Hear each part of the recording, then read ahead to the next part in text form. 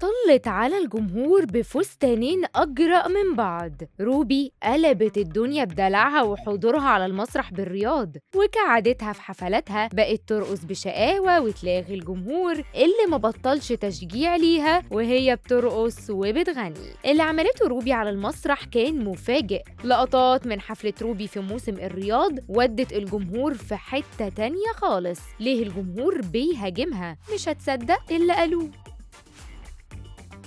حتة تانية ما طلعتش مجرد أغنية روبي بتغنيها، ولكن مفيش مرة بتغنيها في أي حفلة إلا وتقلب المسرح بيها، وفعلا بتاخد الحفلة في حتة تانية خالص. وبمجرد ما نقول روبي أو حفلة لروبي بيكون الجو الليلة حلو وهي حلوة والجمهور حلو وعارفين إيه اللي بيحصل في الحفلة والأجواء بتكون إيه. دي روبي ملكة الشقاوة والدلع. الساعات اللي فاتت روبي كانت بتعمل حفلة في الرياض ضمن فعاليات مهرجان ميدل بيست ساوند ستورم، وما غنتش وبس، لأ، روبي قدمت مجموعة من الاستعراضات مع البنات اللي كانوا بيرقصوا وراها، وبقت تتميل بشقاوة ودلع وسط تفاعل وحماس كبير من الجمهور. وطبعا المهرجان ده أكبر مهرجان للموسيقى في منطقة الشرق الأوسط، وبيضم الحفل أكتر من 200 فنان من جميع أنحاء العالم، واتعمل لمدة 3 أيام. وأسعار التذاكر كانت بتبدأ من 169 ريال سعودي، ودي لتذكرة الدخول العامة ليوم واحد، و379 ريال سعودي لتذاكر المهرجان طول ال3 أيام،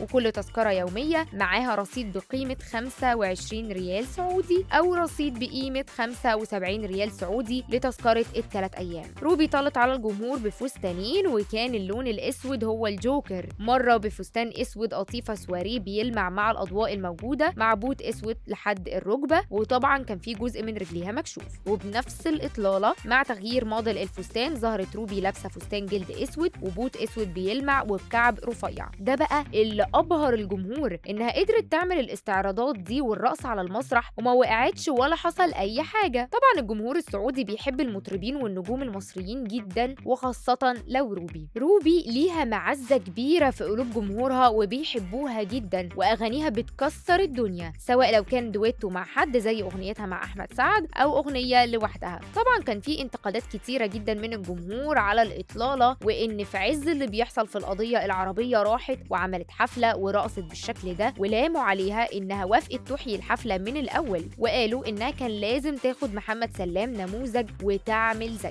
ده غير بعض التصرفات اللي البعض شافها إنها غير أخلاقية من الجمهور في المهرجان. الحقيقة إن في نفس التوقيت للحفلة، وزي ما قدمت روبي أغانيها الجديدة الشبابية، كان لحميد الشاعري نصيب من الهجوم برضه، وده لأنه بعدها طلع على المسرح وعمل حفل تسعيناتي من اللي الجمهور مشتاق ليها، وقابله عمرو دياب، وطبعا الهضبة هو اللي افتتح المهرجان، كمان إليسا، أحمد سعد، العسيلي، حكيم، ورامي صبري. الغريب بقى إن نانسي عجرم اعتذرت عن الحفلة، وده كان خبر غريب للجمهور، وبقوا يسألوا إيه اللي يخلي نانسي تلغي حفلتها في الرياض رغم إنها حضرت كل فعاليات افتتاح موسم الرياض. ولكن اتضح إنها عملت كده علشان رحيل أمير الكويت الشيخ نواف الأحمد الجابر الصباح، مشاركة لمشاعر وأحزان الشعب الكويتي. وقالت نانسي إنها بتتمنى لقاء جمهورها السعودي في وقت لاحق وفي ظروف أفضل.